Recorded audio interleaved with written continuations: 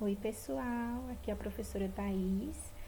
Hoje eu vim fazer uma aula um pouquinho diferente para vocês, para a gente matar a saudade e vocês conseguirem entender melhor o assunto. Hoje nós vamos iniciar o nosso terceiro bimestre e vamos começar também falando de uma vanguarda europeia. Nós já vínhamos trabalhando sobre vanguardas europeias e essa é mais uma, tá certo? Essa vai ser a vanguarda que chamamos de cubismo. Ela surgiu também na França e foi no século XX. Foi uma das mais influentes dessa época e o que marcou, o que deu o pontapé de dizer essa vanguarda vai começar o cubismo. Foi a partir da obra de Pablo Picasso, Les Demoiselles de Avignon. Essa obra ela foi muito importante para o cubismo. Ele retrata nessa obra, foi o que chocou as pessoas. Por quê? Porque ele retrata essa obra de mulheres que naturalmente têm formas arredondadas e ele retrata de forma geométrica, com formas geométricas. E isso choca a sociedade, porque a vanguarda ela realmente quer isso, ela quer quebrar padrões que vinham sendo vivenciados na arte. Então ela choca por isso.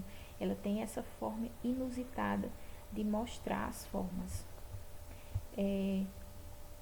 Ele foi um dos precursores do movimento, porém, antes de Pablo Picasso fazer essa obra, ele já vinha bebendo da fonte de Paul Cézanne, porque Paul Cézanne já tinha algumas obras que faziam referência a esse cubismo, porém não era ainda considerado cubismo, mas nas obras dele já tinham características que fazem parte dessa vanguarda.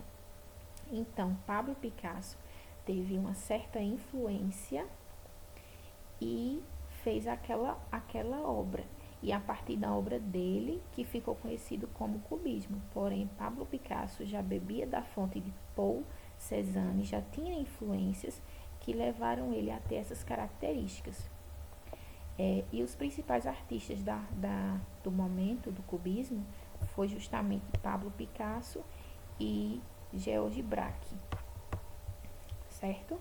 As obras deles foram muito importantes para esse momento e são os principais artistas.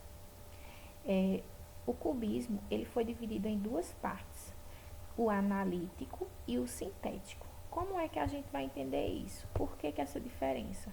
Bom, inicialmente nós temos o cubismo analítico. O que é isso? É quando o cubismo ele começa a se mostrar de forma desfigurada.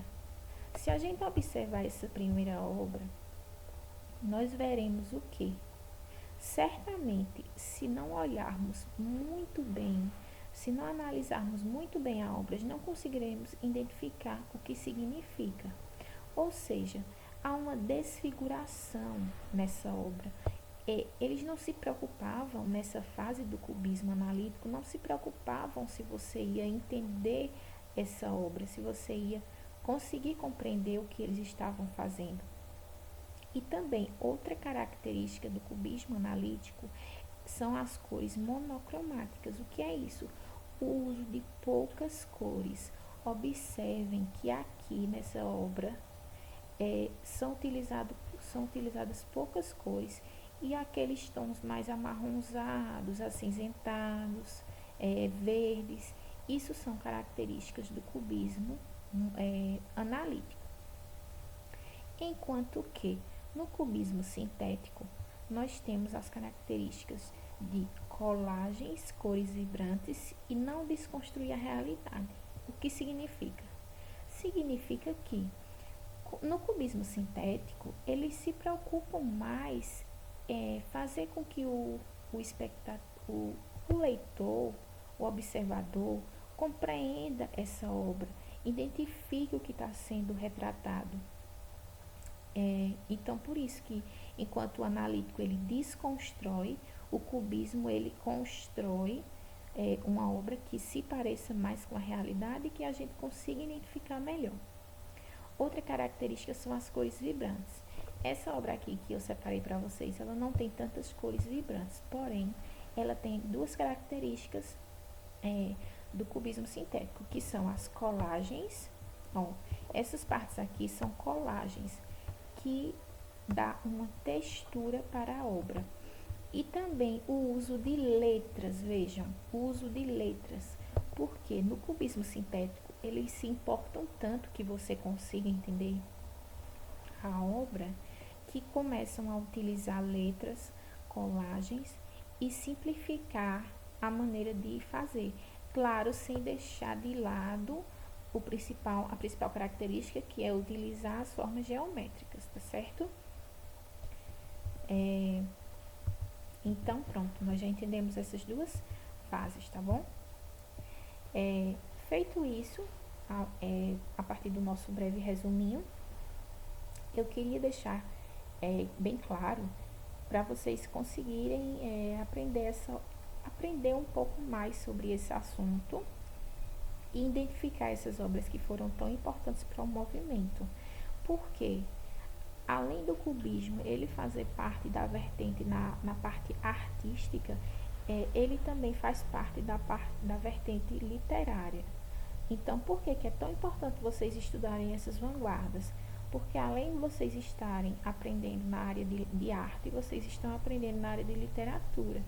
E essas vanguardas, minha gente, caem muito nos vestibulares. Então, tentem tirar para vocês o máximo possível. Eu trouxe essa obra aqui de Pablo Picasso também para a gente analisar ela, porque ela é uma obra muito importante e muito conhecida. Então, é interessante que vocês tenham um conhecimento prévio sobre elas, tá bom? Provavelmente vocês já devem ter visto essa obra em algum momento, em algum texto, enfim. E nós vamos retomar um pouco. Essa obra de Pablo Picasso, ela representa, o nome dela é Guernica, e ela representa justamente a guerra. Aqui, ó, nós vemos cores acinzentadas, que demonstram tristeza.